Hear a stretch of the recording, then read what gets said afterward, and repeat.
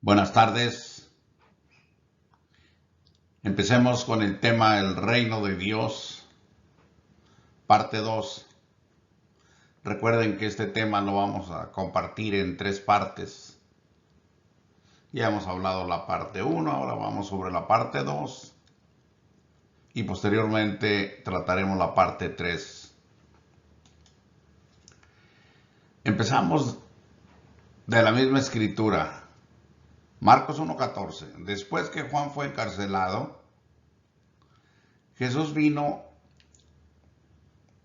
a Galilea predicando el evangelio del reino de Dios y diciendo: el tiempo se ha cumplido y el reino de Dios se ha acercado, arrepentíos y creed en el evangelio. Vamos a ver en esta ocasión cómo Cristo tomó posesión de su reino.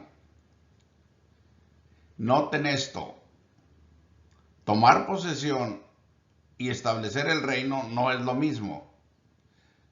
Tomar posesión, vamos a enfocarlo desde un aspecto de acuerdo al cumplimiento bíblico, bajo la dirección y la voluntad de Dios. Todo esto en base a la Escritura. En el próximo estudio, en el tercero, hablaremos del establecimiento aquí en la tierra. Cristo resucitado y exaltado ahora, según la Biblia, es Rey de Reyes y Señor de Señores. Además, Cristo enseñó mucho acerca de su reino en parábolas. Y luego Cristo también ordenó buscar el reino de Dios y su justicia. Él lo dijo que eso era lo más importante. Dijo: mas buscad primeramente el reino de Dios y su justicia, y todas estas cosas, hablando de lo terrenal, dijo, serán añadidas. Hablemos ahora de esto. Jesucristo toma posesión de su reino. Cristo se sentó a la diestra del poder de Dios, es decir, recibió su reino. Cuando lo estaban juzgando y que aquel sumo sacerdote le preguntó si era él el Hijo de Dios, Jesús le respondió diciendo: tú lo has dicho. Y además os digo, fíjense muy bien en la respuesta del Señor. Además os digo que desde ahora veréis al Hijo del Hombre sentado a la diestra del poder de Dios. A este momento es al que yo refiero como tomar posesión de su reino. Desde ahora les dijo: veréis al Hijo del Hombre sentado a la diestra del poder de Dios y viniendo en las nubes del cielo. Por estas palabras nos damos cuenta con toda precisión a qué se refiere.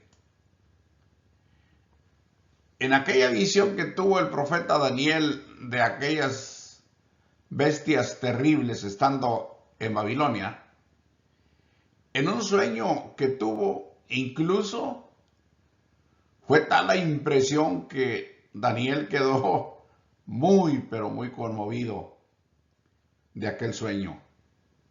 Pero él narra diciendo: miraba yo en la visión de la noche, y aquí con las nubes del cielo venía uno como un hijo de hombre. ¿Ven lo que el Señor dijo al sumo sacerdote? Y dice que venía hasta el anciano de días y le hicieron acercarse delante de él. Y le fue dado dominio, gloria y reino para que todos los pueblos, naciones y lenguas le sirvieran. Su dominio es dominio eterno que nunca pasará, y su reino uno que no será destruido. Analizando la profecía a la luz de las palabras de Jesús, siendo juzgado, hay un cumplimiento directo y perfecto. El Padre resucitó a su Hijo Jesucristo para sentarlo como Rey en su reino. Esto no ocurrió antes de la resurrección. Esto viene después de la resurrección. Por eso lo empezó a aclarar él desde que estaba ya en la noche siendo enjuiciado. Un testimonio más que le añadimos a esta explicación, perdón, es el de el apóstol Pedro.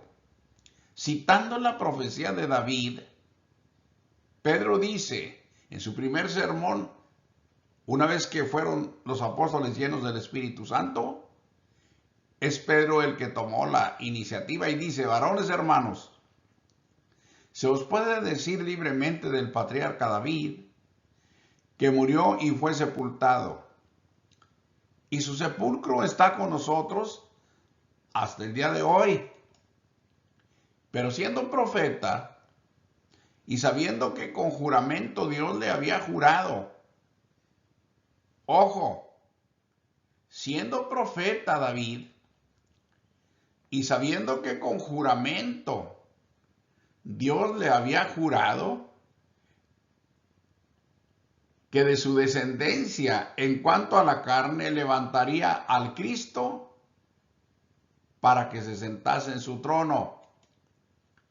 Viéndolo antes David como profeta, habló de la resurrección de Cristo, que su alma no fue dejada en el Hades, ni su carne vio corrupción. A este Jesús resucitó Dios, de lo cual todos nosotros somos testigos.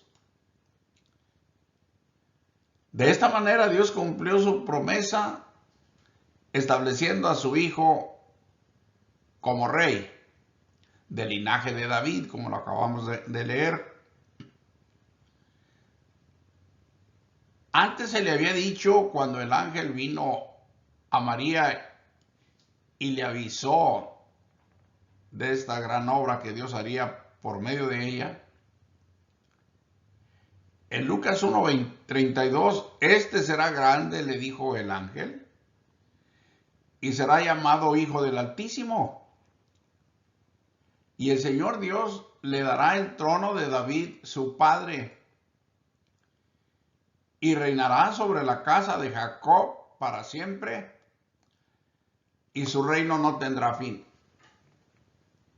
Si estamos viendo con atención lo que estamos citando aquí en las Sagradas Escrituras, viene perfectamente organizada la información a partir de los profetas hasta el cumplimiento en el Nuevo Testamento. Pero luego Cristo exaltado es Rey de Reyes, quiero decir, después de la resurrección fue exaltado al trono. Como él dijo, veréis al Hijo del Hombre sentado, o veréis sentado a la diestra del poder de Dios. A esto se refería. Ahora, desde esa perspectiva, Cristo fue exaltado a Rey, como Rey de Reyes y Señor de Señores. En esta escritura que nos dio Juan, apóstol, hablando de aquel poder representado por bestias, el poder de la maldad, dice allí que pelearán contra el Cordero. Lo voy a resumir así: las fuerzas del mal peleando contra las fuerzas del bien, peleando contra Cristo. Y el Cordero los vencerá, porque Él es Señor de señores y Rey de reyes. Y los que están con Él son llamados elegidos y fieles. Entonces vi el cielo abierto. Muy importante esto, lo que Cristo le dijo al sumo sacerdote. Entonces Juan dijo, vi el cielo abierto, y aquí un caballo blanco, y el que lo montaba se llamaba Fiel y Verdadero, y con justicia juzga y pelea.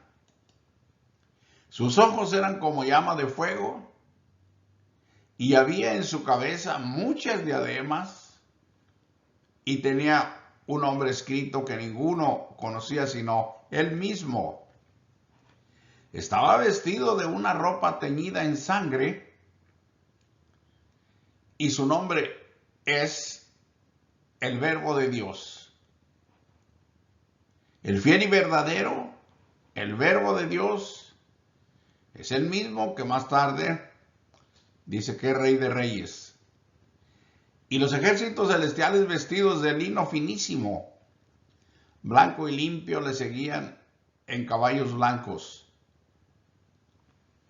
De su boca sale una espada aguda para herir con ella a las naciones, y la regirá con vara de hierro, y él pisa el lagar del vino del furor y de la ira del Dios Todopoderoso. Y su vestidura y en su muslo tiene escrito este nombre: Rey de Reyes y Señor de Señores. Él es Jesucristo, ya una vez que tomó posesión de su reino. Lo voy a decir así, de manera legal, de acuerdo a la palabra de Dios. Y dice el apóstol, y miré y vi en medio del trono. Esto es importantísimo también.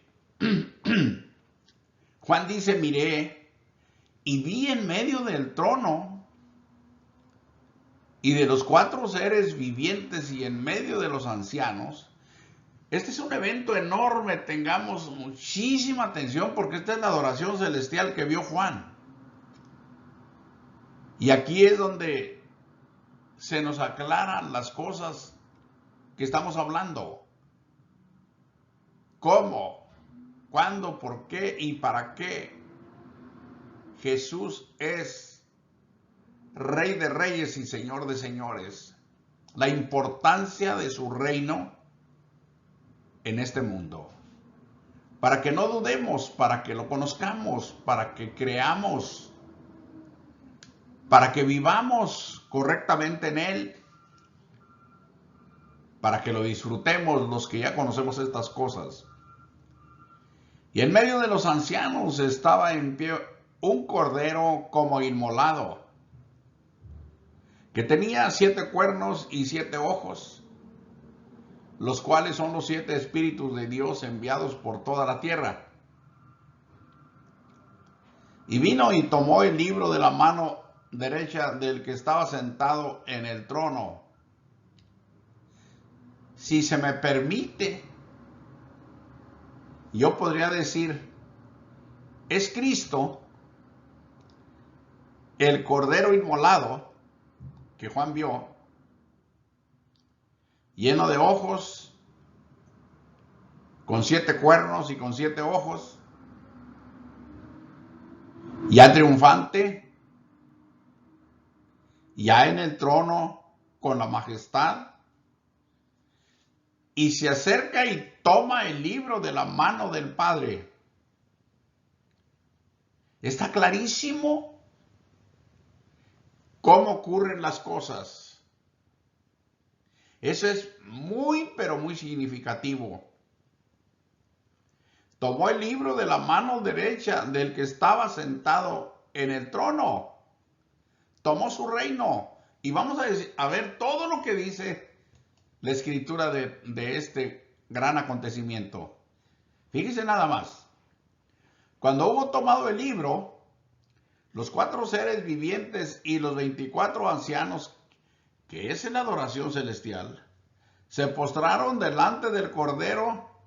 Todos tenían arpas y copas de oro llenas de incienso, que son las oraciones de los santos. Los conceptos son espirituales, no son materiales, no son literales, para que no nos equivoquemos. Arpas no son arpas literales como las conocemos. Nos sugieren, nos enseñan música, melodía, alabanza. Son las oraciones, los cantos de la iglesia. Y miré y oí una voz de muchos ángeles alrededor del trono. Note esto. Juan dice, miré. Además, oí la voz de muchos ángeles alrededor del trono. Es maravilloso todo esto. Y de los seres vivientes y de los ancianos. Y el número era millones de millones. Es importante, pues, poner atención a estas cosas. Buscar crecer en el conocimiento de esto. Entender, de acuerdo a lo que Dios nos permita, de la grandeza, del significado y de la profundidad de estas cosas que nos han sido reveladas a través de Juan, a través de su Santo Espíritu. Y sigue diciendo que decían a gran voz, esos millones y millones y millones de ángeles alrededor del trono, decían a gran voz, el cordero que fue inmolado, noten muy bien, lo que decían millones y millones y millones alrededor del trono de ángeles. El cordero que fue inmolado es digno de tomar el poder, a lo que yo he llamado tomar el reino. ¿Qué más? Las riquezas, la sabiduría, la fortaleza, la honra, la gloria y la alabanza. Todo en Cristo Jesús como Rey. Y luego viene, sigue diciendo, y a todo lo criado. Esto es maravilloso, todo. Yo lo digo así, absolutamente todo lo criado. Y note usted que está en el cielo y sobre la tierra y debajo de la tierra y en el mar y a todas las cosas que en ellos hay. Oí decir, al que está sentado en el trono y al Cordero, sea la alabanza, la honra, la gloria y el poder por los siglos de los siglos. Clarísimo. Con razón, los apóstoles dicen que fue exaltado sobre todos los cielos y se sentó a la diestra del poder de Dios en las alturas. Los 4 seres vivientes decían amén, y los 24 ancianos se postraron sobre sus rostros y adoraron al que vive por los siglos de los siglos. Ahí está el Padre y está el Cordero en el trono. Es lo que dice el verso 13. Están en el trono. Y aquí ya lo menciona en singular, como lo es. Porque el Padre y el Hijo son Dios. Cristo habló mucho de su reino cuando estuvo en la tierra por parábolas. Lamentablemente, y digo lamentable porque me ha tocado ser testigo de lo que digo, se habla mucho del reino aquí en la tierra, pero se explica poco. Incluso en muchas de las ocasiones se habla del reino como al futuro nada más. Nadie enfatiza que la iglesia de Cristo es el reino de Dios y que quienes son miembros de la iglesia son también súbditos en el reino. No se dice eso con propiedad. con la fuerza que esto amerita. Yo no sé por qué. Y por eso yo cito esto que cito aquí. Cristo habló mucho de su reino por parábolas. Quiere decir que mucho de su tiempo, de su ministerio, lo usó en enseñanzas proyectadas por medio de parábolas. Se narran 33 parábolas en Mateo, Marcos y Lucas. 33 parábolas. Algunos han dicho o han hablado de 42, pero son muchas las parábolas que él enseñó. Y todas llevan un enfoque directo al reino. Algunas razones por qué les enseñaba por parábolas, el Señor lo explicó. Y aquí, por ejemplo, yo voy a citar 2 o 3 parábolas nada más. Aquí está la parábola del sembrador. Y esto es porque no todos creen en el evangelio del reino de Dios. Y les habló muchas cosas por parábolas, diciendo: he aquí el sembrador salió a sembrar.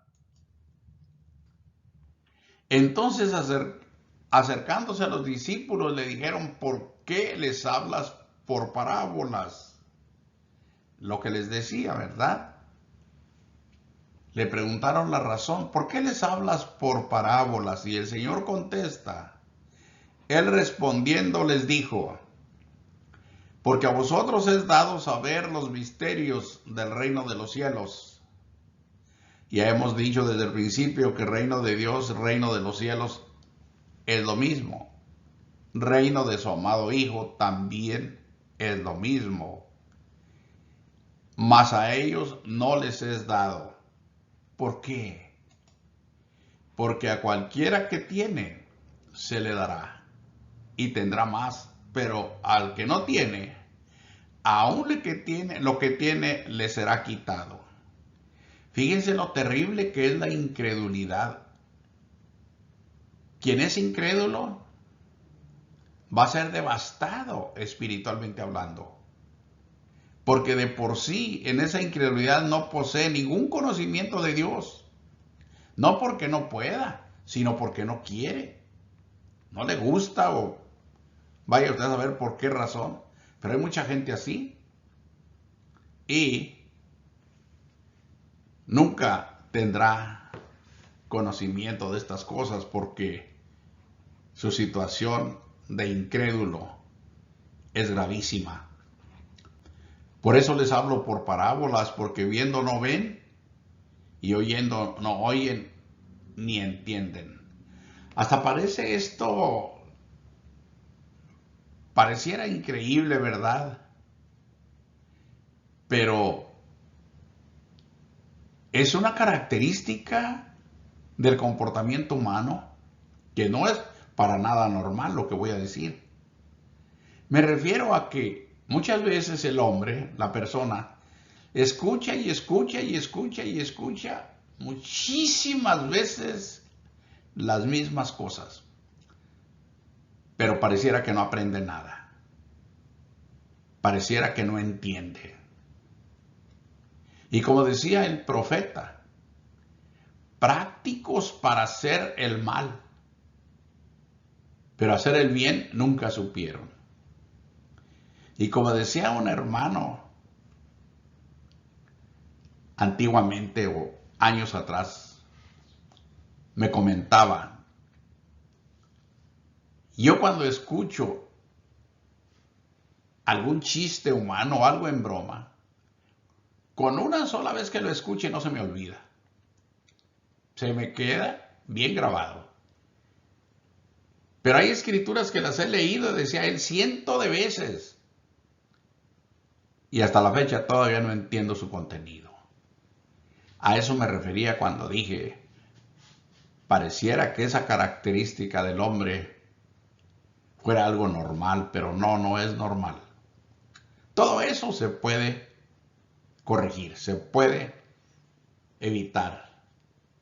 Pero el Señor dijo aquí: por eso les hablo por parábolas, porque vieron infinidad de obras, de milagros que el Señor hizo. Y no creyeron. Oyendo, no entendieron, por más que les explicaba. Tenemos la otra parábola, el trigo y la cizaña. Esto, como propósito, sería que los hijos del reino no nos confundamos, que no nos desanimemos, que es lo que ocurre con mucha facilidad cuando se ven malos ejemplos, malos testimonios dentro del reino. Bueno, el Señor habló esto para que ahora, como se dice, estuviéramos sobre aviso. Les refirió otra parábola diciendo, el reino de los cielos es semejante a un hombre que sembró buena semilla en su campo. Así es el reino de los cielos. Como un campo que fue sembrado solo con buena semilla. La figura representando el reino de los cielos. Pero mientras dormían los hombres, vino su enemigo y sembró cizaña entre el trigo y se fue. Y cuando salió la hierba y dio fruto, entonces apareció también la cizaña.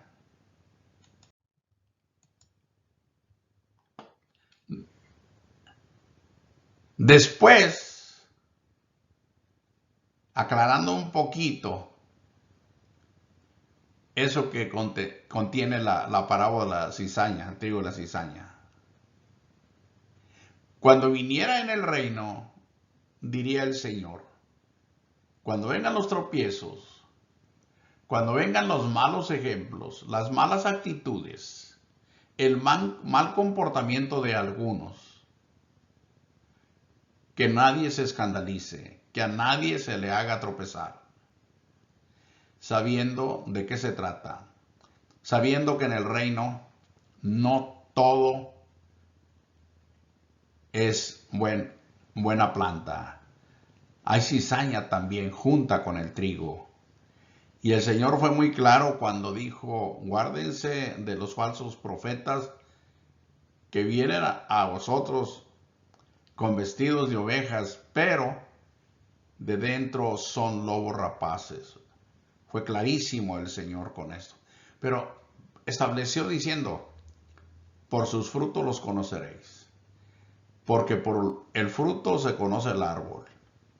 Además él dijo, no puede el buen árbol dar malos frutos, ni el mal árbol dar buenos frutos. Cada árbol obviamente produce fruto de acuerdo a su propia especie, a su propia naturaleza. Y entonces ese fue el gran propósito de esta parábola. Pero en esta otra habla del desarrollo y crecimiento del reino. Otra parábola le refirió diciendo, el reino de los cielos es semejante al grano de mostaza, que un hombre tomó y sembró en su campo. Ven como cada parábola lleva un objetivo, un propósito, una enseñanza, el cual a la verdad es la más pequeña de todas las semillas, pero cuando ha crecido es la mayor de las hortalizas y se hace árbol, de tal manera que vienen las aves del cielo y hacen nidos en sus ramas. Otra parábola les dijo, el reino de los cielos es semejante a la levadura, que tomó una mujer y escondió en 3 medidas de harina hasta que todo fue leudado. Primero con el árbol, que es una semilla de mostaza muy pequeña, y cómo crece y hasta dónde llega su alcance, hasta venir a ser el hábitat de muchas aves del cielo. Y ahora, medidas de levadura puestas en harina y cómo leuda, cómo avanza, cómo se expande hasta que todo es leudado. Así dijo el Señor, va a ser el reino de los cielos. Así va a ser su crecimiento. Así va a ser su realidad. Y así ha sido hasta el día de hoy. Y sigue la naturaleza del reino de Dios. Esto también es muy necesario saberlo. Dice la Escritura en Romanos 14:17, porque el reino de Dios no es comida ni bebida, sino justicia, paz y gozo en el Espíritu Santo. Muchas veces,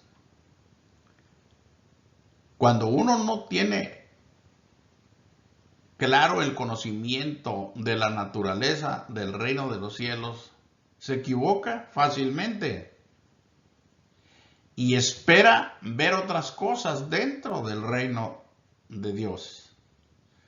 Busca otras cosas y se extravía muy fácil de la realidad. Pero qué bueno que la Biblia es muy clara y muy perfecta porque está completísima. En todo nos da la información correcta. El reino de los cielos no es comida ni bebida, para que a nadie se le ocurra confundir el reino de los cielos con la comida o la bebida. Es decir, llegar a terribles desacuerdos como les ocurría ahí en Roma, en los casos a los que Pablo se refiere. La crítica por la comida, que uno comía manjares, que el otro no comía igual, comía legumbres, como el caso de Corinto. Y la diferencia entre los hermanos maduros y los hermanos con menos conocimiento, llamados también de alguna manera débiles en la fe. Y la Escritura aclara muy bien, miren, en el reino de los cielos eso no es lo fundamental. Lo que importa en el reino de los cielos es la justicia divina. Esa es la que se debe vivir y es la que se debe conocer y esa es la que se debe ver en todos, porque todos son parte del reino de Dios. Y a todos se les ha dado esa justicia, porque a todos se les ha hecho justicia de Dios. En el reino de los cielos también, su contenido esencial es la paz de Dios, la paz verdadera, la paz que Cristo nos hizo con el Padre y la paz que Cristo nos dio. Él dijo cuando ya iba a partir al cielo, mi paz os dejo, mi paz os doy. Yo no la doy como el mundo la da. El mundo da una paz completamente diferente, efímera o una paz relativa que solamente se funda en ciertas conveniencias. Cuando hay alguna clase de dificultades, se va la paz. La paz de Cristo no. A la paz de Cristo no la mueve nada, ni siquiera la muerte. La persona que ha sido llamada a la paz de Cristo vivirá en paz para siempre. Pero en el reino de Dios también es importante el gozo. El gozo de Dios. Como decía, o como dice la Escritura antigua, el gozo de Dios es nuestra fuerza, decían los los hombres judíos. Con razón también Pablo escribió, estad siempre gozosos, porque hay mucha razón para estarlo. Y Juan dijo, estas cosas les escribo para que vuestro gozo sea cumplido. Y es que la justicia, la paz y el gozo son regalos que Dios nos ha dado en el Espíritu Santo. Y son los valores fundamentales que hay en todos los hijos del reino. Hombres y mujeres hemos sido llenos de estas cosas. Por eso, conociendo la naturaleza del reino, no nos vamos a equivocar. Lucharemos por la justicia divina, por vivir en la justicia, en la paz y en el gozo de Dios, por encima de cualquier cosa. Enfrentaremos o podremos enfrentar dificultades, problemas, conflictos y cosas gravosas, las podemos confrontar y superar viviendo seguros de estas cosas. Luego, la gran prioridad para todas las mujeres y los hombres del mundo, lo que en esta vida más importa, es lo que Cristo manda. Es decir, que se busque el reino de Dios y su justicia. Eso debe ser antes que cualquier cosa. Antes sobre todas las cosas. Dice la Escritura, mas buscad primeramente el reino de Dios y su justicia, y todas estas cosas os serán añadidas. Cuando Cristo dijo esto, de buscar el reino de Dios y su justicia, estaba hablando frente a una sociedad llevada por la ambición, por la avaricia, y habían dejado completamente lo más importante, lo espiritual. El Señor les dice, busquen primeramente el reino de Dios y su justicia. Es importantísimo conocerlo y vivir en él. Y todo lo terrenal, todas las cosas que ustedes buscan, les van a ser añadidas. Pero luego Cristo estableció que la tierra es en donde se debe entrar al reino de Dios, porque noten ustedes lo que estamos viendo aquí en el verso 33. Es un mandamiento que el Señor dio. Busquen primeramente, antes que cualquier cosa, busquen el reino de Dios y van a encontrar también la justicia de Dios. Búsquenlo. Yo he dicho esto muchas veces. Me he encontrado y he hablado con gentes de diferentes ideologías. Y muchos están anunciando el reino de Dios a futuro. Y yo he preguntado, ¿por qué ponen en conflicto el mandamiento del Señor con sus opiniones? El Señor no dijo que el reino de Dios vendría en un futuro lejano o cercano, no. Él dijo, búsquenlo. Y si Él mandó buscarlo es porque se puede encontrar, es porque aquí está. En otra ocasión les dijo, cuando le preguntaron, el reino de Dios está entre vosotros.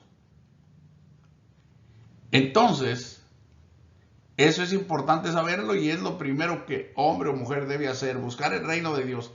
En el reino, claro, está su justicia también. Y lo demás será añadido. Y como dice el punto 2, Cristo estableció que la tierra es el lugar donde se debe de buscar el reino de Dios, pero también es el lugar donde se debe entrar.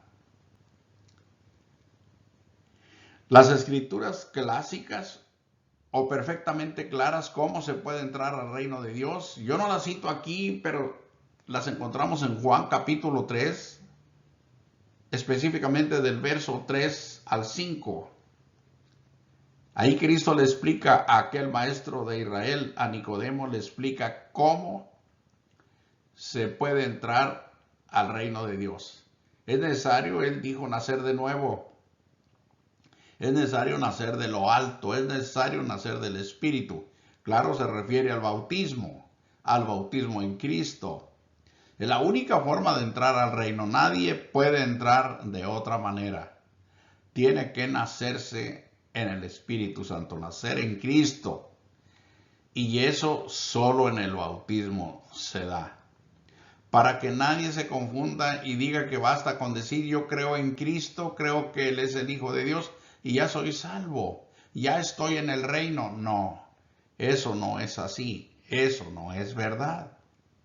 Tenemos que analizar con cuidado las cosas porque estas son cosas serias, son cosas, como dicen por ahí, de vida o muerte, más que eso, porque son de vida o muerte, pero vida eterna o muerte eterna. Entonces la cosa es seria. Y en la parte B, no se engañe ni permita que lo engañen acerca de el reino, como les estoy explicando. Para entrar al reino de Dios es aquí y ahora cito otra escritura que pone que diligentemente se atienda al evangelio y se obedezca.